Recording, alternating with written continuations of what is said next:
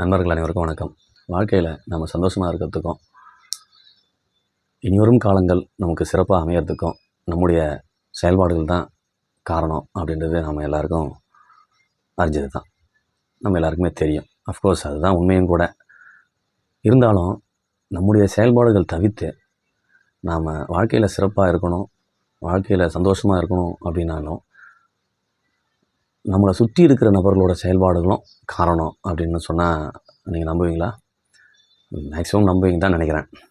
Because நம்முடைய செயல்பாடுகள் நம்முடைய வாழ்க்கையில் சிறப்பாக இருக்கிறதுக்கு 60-70% காரணம் அப்படின்னு பார்த்தீங்கன்னா கூட மீதமுள்ள 30-40% நம்மளை சுற்றி இருக்கிற நம்ம அருகாமையில் இருக்கிற மற்ற நபர்களின் செயல்பாடுகள் தான் நம்முடைய வாழ்க்கையை சிறப்பாக அமைய பெறும் அப்படின்றது நம்ம கண்கூடாக பார்த்த நிறைய விஷயங்களில் நம்ம பார்த்துருக்கலாம். அதுவும் நம்ம வீட்டு பக்கத்தில் இருக்கிறவங்க அப்படின்றத விட நம்ம பணி செய்கிற இடங்களாக இருக்கலாம், நம்ம வெளியே போகிற மற்ற நபர்கள் பழகிற இடமா இருக்கலாம். இப்படி எல்லாருமே நம்மளை பற்றி என்ன தாட் வச்சுருக்காங்க, நம்மக்கிட்ட எப்படி பழகிறாங்க அப்படின்றத ஒட்டி தான் நம்முடைய வாழ்க்கையும் சிறப்பாக அமையப்பெறும். அப்படி இருக்கிற ஒரு விஷயத்தை விளக்கிறதுக்கு ஒரு சின்ன உதாரணம் மட்டும் நம்ம சொல்லி முடிச்சிருவோம். அதில் என்ன அப்படின்னு பார்த்தீங்கன்னா, ஒரு 2 நபர்கள் இருக்காங்க. அது 2 ஃப்ரெண்ட்ஸு, இல்லை அண்ணன் தம்பி அப்படின்னு கூட நம்ம வச்சுக்கலாம். அது உறவுகளாக வச்சுக்கலாம், இல்லை நண்பர்களாக வச்சுக்கலாம். அந்த 2 நம்பரில் ஒரு நண்பன் பார்த்தீங்கன்னு வச்சிங்களேன், பாசிட்டிவ் தாட்டு, எல்லாம் சரியாக நடக்கணும், நாம் செய்கிறது பர்ஃபெக்டாக இருக்கும், அது மட்டும் இல்லாமல் நாம் செய்கிற செயல்பாடுகள் மற்றவர்களால் மதிக்கப்படணும் அப்படின்னு நினைக்கிறவன். அது மட்டும் இல்லாமல் இதை விட கூடுதலான ஒரு விஷயம், நம்முடைய செயல்பாடுகள் மட்டும் இல்லாமல் நம்மக்கிட்ட இருக்கிற பொருட்களும் கூட, நம்மளால் வாங்கப்படுற பொருட்கள், நம்மக்கிட்ட இருக்கிற திறமைகள் அனைத்துமே மற்றவர்களால் மதிக்கப்படணும் அப்படின்னு நினைக்கிறவன். இன்னொரு நண்பன், 2வது நண்பன் பார்த்திங்கன்னா, எதுலேயுமே குறை கண்டுபிடிக்கிறவன், நெகட்டிவ் தாட்டுக்கு இருக்கிறவன். எங்கேயாவது ரேர் கேஸாக அவன் நல்ல விஷயத்த சொன்னான்னா அதுவே பெரிய விஷயம் அப்படின்னு ஒருத்தவனும் இப்படின்னு ஒருத்தவனும் இருக்கான். இப்படி இருக்கிற சூழ்நிலையில் அந்த 1வது நண்பன் என்ன பண்ணுறீங்கன்னா, ஒரு நாளில் ஒரு வெளியூருக்கு போகிறான். போகிற வழியில் ஒரு சந்தை ஒன்று இருக்குது. சந்தைன்றது நமக்கு தெரியும், பொருட்களை வாங்கிறது விற்கிறதுக்கான இடம். அது மட்டும் இல்லாமல் காய்கறிகளாக இருக்கட்டும், பழங்களாக இருக்கட்டும், விலங்குகளாக இருக்கட்டும், மற்ற எல்லாமே இங்கே விற்பாங்க, வாங்குவாங்க. அதாவது ஆடு மாடு எல்லாம், கோழி எல்லாத்தையும் வாங்குவாங்க, விற்பாங்க அப்படின்னு நமக்கு தெரியும். அப்படி ஒரு சந்தையில் ஒரு பெரும் கூட்டம் ஒரு நபரை சுற்றி மட்டும் இருக்குது. என்னடான்னு அவன் எட்டி பார்க்குறான் அந்த கூட்டத்தில் விலைக்கு. என்னென்னு பார்த்தா ஒரு நாய் விற்றுட்டுருக்கான் ஒரு ஆள். என்னடா ஒரு நாய் விற்கிறதே இவ்வளோ பேர் சேர்ந்து பார்த்துட்டுருக்காங்க அப்படின்னு பார்க்குறான். என்னன்னு சரி கிளம்பலான்னு கிளம்புறான். இருந்தாலும் விற்கிறவன் சொல்கிறான், என்ன சொல்கிறான்னு பார்த்தீங்கன்னா, என்னோடய நாய் வந்து பார்த்திங்கன்னா தண்ணி மேலே நடந்து போகும் அப்படின்னு சொல்கிறான். என்னடா இது தண்ணி மேலே நடக்குன்னு சொல்கிறான் அப்படின்னு சொல்லிட்டு, எப்படியா நீ சொல்கிற, நீங்கள் வேணால் செக் பண்ணிக்கிங்க சார்னு சொல்கிறான். பக்கத்தில் ஒரு குட்டை இருக்குது, அதுக்கு மேலே நடக்க விட்றான். அந்த நாய் தண்ணி மேலே நடக்குது. அது ஆச்சரியமாக இருக்குது, நமக்கே ஆச்சரியமாக தான் இருக்கும். நீங்கள் அதை ரொம்ப ஆராய்ச்சி பண்ணக்கூடாது சரியா? ஏன்னா இது கதை தான். கதையை வந்து கேட்டுங்க, உலகிற கருத்து பார்த்துக்குவோம். அப்படியே கதையை ஒரு பக்கமாக வச்சுக்குவோம். கருத்து தான் நமக்கு தேவை சரியா? அதனால் நாய் வந்து எப்படி தண்ணி மேலே நடக்கும் அப்படின்லாம் கொஸ்டின் பண்ணக்கூடாது. தண்ணி மேலே நடக்குது. நம்மால் தான் என்ன பண்ணுறவன், தானும் தன்னுடைய திறமைகளும் தங்கிட்ட இருக்கிற பொருட்களுமே பொதுவாக வந்து கொஞ்சம் பெஸ்ட்டாக வச்சுக்கணும், நம்ம மற்றவர்கள் மத்தியில் நம்ம நல்லா இருக்கணும் அப்படின்ற மாதிரி யோசிக்கிற ஆளாச்சே. அவன் என்ன பண்ண, எவ்வளோ விலையானாலும் சரி அந்த நாயை வாங்கிடணும் அப்படின்னு நினைக்கிறான். ஒரு விலையை கொடுத்து அந்த நாயை வாங்கிட்டு வந்துடுறான். வாங்கி ஊருக்கு எடுத்துகிட்டு போகிறான். ஊருக்கு கூட்டிகிட்டு போயிட்டு, ஊருக்கு எப்படா ஊருக்கு போகணும் யோசிச்சுட்டே போகிறான். ஊருக்கு போயிட்டு ஊரில் இருக்கிற எல்லா மக்கள்கிட்டையும் சொல்கிறான், இந்த மாதிரி என்னோடய நாய் வந்து பார்த்திங்கன்னா, நாயை பார்த்தீங்களா, அவங்ககிட்ட இருக்கிற நாய்கள்லாம் விட என்னோடய நாயோட சிறப்பு என்னென்னு பார்த்தீங்கன்னா தண்ணி மேலே நடக்கும் அப்படின்னு சொல்லிட்டு எல்லார்ட்டையும் சொல்கிறேன். எல்லோரும் கேட்குறாங்க. அங்கே பக்கத்தில் ஒரு குட்டை இருக்குது, அதுலேயுமே நடக்க வச்சு காமிச்சிட்ருக்கான். இப்படியே ஒரு நாள் 2 நாள் ஓடுது. ஒரு பெரிய அதிசயமாகவே எல்லாருமே அதை பார்க்குறாங்க, ஊர் மக்களும். ஒரு 2-3 நாள் கழித்து என்னோடய நண்பன் வர்றான். வரும்போது தன்னோட நண்பன் எல்லாரும் சொன்னதெல்லாம் நமக்கு முக்கியம் இல்லை, தன்னோட நண்பன் என்ன சொல்கிறான் அப்படின்றது தான் அவனுக்கு முக்கியம். அவன் ரெகக்னைஸ் பண்ணணும் அதை கொஞ்சம். அப்போ தான் இவனுக்கும் கொஞ்சம் ஹாப்பி கூட. சரி, அதுக்கு என்ன பண்ணேன்னா, ஊர் மக்களுக்கு காமிச்ச மாதிரியே எங்கேயும் குட்டையிலே இந்த நாயை நடக்க வச்சு காமிக்கக்கூடாது, வேறு ஏதாவது பண்ணணும் அப்படின்னு யோசிக்கிறான். அப்போ என்ன பண்ணலான்னு பார்த்தீங்கன்னா, அப்படியே வராங்க 2 பேரும் சாப்பிட்டுட்டே இருக்காங்க. சாப்பிட்டு முடிச்சுட்டு ஒரு மதியம் அந்த டைம் ஒரு 2 மணி 3 மணி அந்த டைமில், வாயேண்டா வேட்டைக்கு போவோம் அப்படின்னு கேட்குறாங்க. அவங்கள்ட்ட எப்பவுமே ஒரு பொழுதுபோக்கு ஒரு விஷயம் ஒன்று இருக்குது. அது என்னென்னு பார்த்தீங்கன்னா, அடிக்கடி 2 பேரும் சேர்ந்து ஒரு துப்பாக்கி எடுத்துகிட்டு அப்படியே ஒரு ஏரி ஓரமாக போயிட்டு, ஒரு ஆற்றங்கரை ஓரமாக போயிட்டு பறவைகளோ இல்லை சின்ன அந்த முயல் இந்த மாதிரியான விலங்குகளையும் என்ன பண்ணிட்டு வேட்டையாடிட்டு வீட்டுக்கு எடுத்துகிட்டு வரது தான் என்னோட ஒரு பொழுதுபோக்காக இருந்தது. அன்றைக்கும் அதே மாதிரி என்ன பண்ணுறான், அந்த நண்பன் கூப்பிட்றான், வாடா நம்ம வேட்டைக்கு போக மாட்டான்னா சரின்னு சொல்கிறான். சரின்னு சொல்லிட்டு ஒரு துப்பாக்கி எடுத்துக்கினாங்க. 2 பேரும் கிளம்புறாங்க. கூடவே அந்த நாயையும் கூட்டிகிட்டு கிளம்புறாங்க. அந்த நாயையும் கூட்டிகிட்டு கிளம்பியாச்சு. 3 பேராக போகிறாங்க நாயோட சேர்த்து. போயிட்டு ஒரு ஏரி பக்கமாக போகிறாங்க. அங்கே நிறைய பறவைகள் ஆற்றை சுற்றியும் இருக்குது. ஆற்றுக்கு நடுவுலையும் அந்த பக்கமும் இந்த பக்கமும் பறந்துட்டுருக்கு. இப்படி போயிட்டுருக்கு. இவங்களை வர்றதை பார்த்தவொடனே கரை ஓரமாக இந்த பறவைகள்லாம் கூட பறந்து உள்ளே போயிடுச்சு. சரின்னு சொல்லிட்டு அந்த முதல் நண்பன் இருக்கான் இல்லைங்களா, அவன் என்ன பண்ணுறான், அந்த துப்பாக்கி எடுத்து ஒரு பறவையை சுடுறான். அது ஏரியோட நடுவில் விழுந்துருச்சு.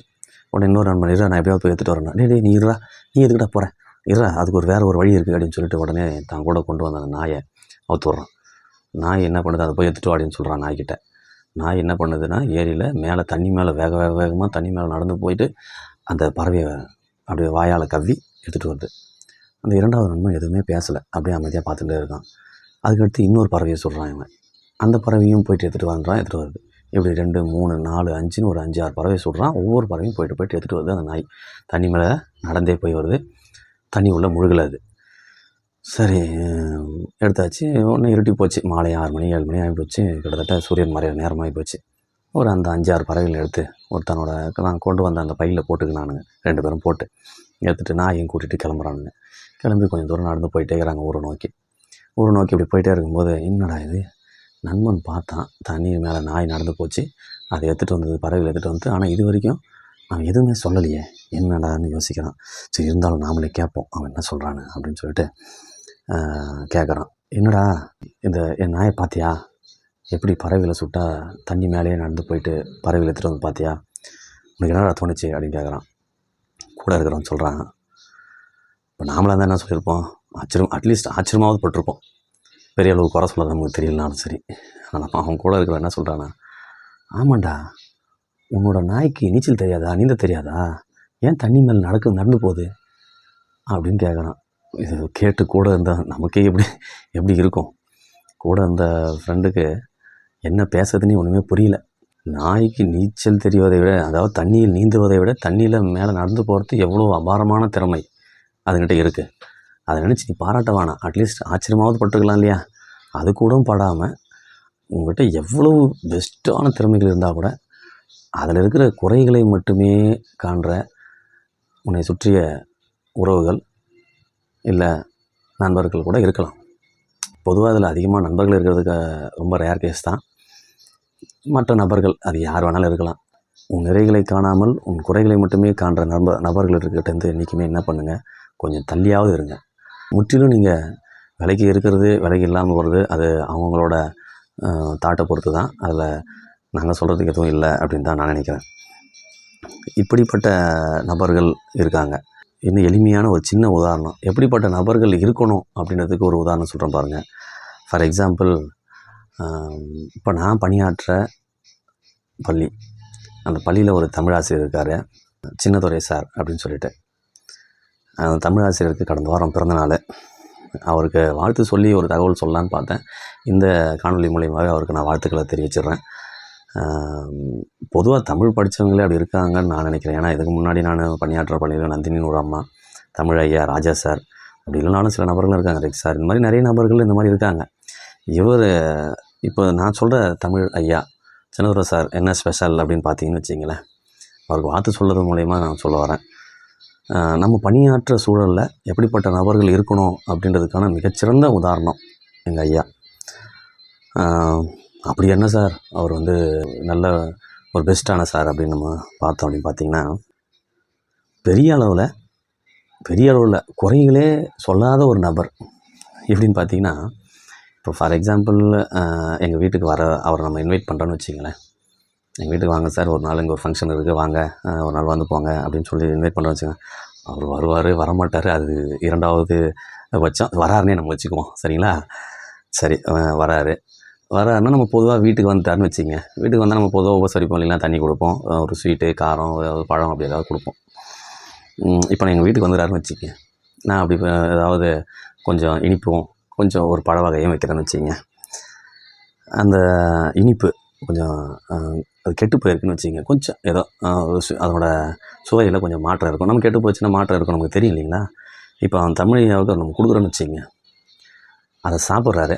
சாப்பிட்ட உடனே அந்த இனிப்பு நல்லா இல்லை இப்போ அப்படின்னா, இப்போ நான் சாப்பிட்றேன்னு வச்சுங்களேன், அந்த இனிப்பு நல்லா இல்லை, நான் எந்த வீட்டுக்கு போனாலும் சரி, அது உண்மையாக அதுதான். கொடுத்தாங்க அப்படின்னா நல்லா இல்லைனா உடனே நல்லா இல்லைன்னு சொல்லிவிடுவேன். சரியில்லை, இனிப்பு ஏதோ கெட்டு போயிருக்கு அப்படின்னு உடனே சொல்லிவிடுவேன். அது பொதுவாக நம்ம எல்லாருமே சொல்லிவிடுவோம். ஆனால் அவர் அப்படி எப்படி சொல்லுவார் தெரியுங்களா? இனிப்பு ஒரு ஒரு 5 நாள் ஆயிடுச்சுன்னு வச்சிங்களேன், ஒரு கொஞ்ச நாள், ஒரு 5 நாள் அது தயாரித்து ஒரு 5 நாள் ஆயிடுச்சு, கொஞ்சம் கெட்டு போன மாதிரி ஆயிடுச்சு அவர்கிட்ட கொடுக்கும்போது அப்படின்னா, என்னங்க ஐயா இனிப்பு ஏதாவது கெட்டு போச்சு அப்படின்னு கேட்டேன்னா, அதில் அவர் என்ன பதில் சொல்லுவார்னா, இனிப்பு நல்லா தான் இருக்குது, நான் தான் ஒரு 5 நாள் தாமதமாக வந்துட்டேன் அப்படின்னுவார். எவ்வளோ பெரிய பதில் தெரியுமா அது? உண்மைக்குமே அப்படி தான் சொல்லுவார். தன் மேலே தான் குறை, குறைன்னு கிடையாது, ஒரு தவறை தன்மேல் ஏற்றுக்குவார். நான் தான் என்னோடய ஃபால்ட்டு தான் அப்படின்றவார். சரி, இன்னொன்று சொல்லணும்னா, ஒரு வாழைப்பழம் இருக்குதுன்னு வச்சிங்களேன், வாழைப்பழத்துக்கு பதிலாக கொஞ்சம் காயாக வச்சேன்னு வச்சிங்களேன், அது ஸ்வீட்டு தான் கெட்டு போச்சு. சரி, ஓகே. வாழைப்பழத்துக்கு பதிலாக கொஞ்சம் காயாக இருக்குது வாழைப்பழம். சப்போஸ் அதை சரி பழம் ஸ்வீட்டு தான் சரியில்லை, பழம் சாப்பிடுங்கன்னு சொல்லணும்னு வச்சுங்க, அந்த பழத்தை எடுத்து சாப்பிட்றாரு. அந்த வாழையும் பழுக்காமல் பாதி காயாக இருக்குது, பாதி சாப்பிட்டு வைக்கிறாருன்னு வச்சுக்கோங்க. அதுங்க என்ன சார் பழமும் நல்லா இல்லையா, இனிப்பு தான் நல்லா இல்லை, பழமும் நல்லா இல்லையா அப்படின்னு கேட்டோன்னு வச்சுங்க, அதுக்கு ஒரு ஃபென்டாஸ்டிக்கான ஒரு பதில் சொல்லுவார். என்ன பதில் தெரியுமா? இல்லை, இனிப்பை பொறுத்த வரைக்கும் 5 நாள் லேட்டாக வந்துட்டேன், அந்த வாழைப்பழத்தை பொறுத்த வரைக்கும் 5 நாள் முன்னாடியே வந்துட்டேன் அப்படின்னுவார். எப்படி வாழைப்பழத்தை பொறுத்த வரைக்கும் 5 நாள் முன்னாடியே வந்துட்டேன். ஸோ ரெண்டுமே சரியில்லை, ஆனால் ரெண்டுமே சரியில்லைன்னு சொல்லாததை எந்த மாதிரி பதில் சொல்லாது. இந்த மாதிரியான நபர்கள் நம்மளை சுற்றி நிறைய பேர் இருக்காங்க, ஒவ்வொரு பணி சூழல்லையும் இருக்காங்க. பட்டு அந்த மாதிரியான நபர்கள் நம்ம லைஃப்பில் நம்மளை சுற்றி கிடைக்கப்பட்டா நமக்கு அதை விட அதிர்ஷ்டம் வேறு எதுவுமே கிடையாது. அந்த மாதிரி நபர்கள் நம்ம நிறைய விஷயங்கள் கற்றுக்கணும். அதனால் வாழ்க்கையில் என்றைக்குமே நம்முடைய செயல்பாடும் நம்முடைய சுற்றி இருக்கிற செயல்பாடுகளும் சிறப்பாக அமையணும், நமக்கு சிறப்பாக இருக்கணும் அப்படின்றத விரும்பி கேட்டுக்கொண்டு உங்களிடமிருந்து விடைபெறுகிறேன். நன்றி.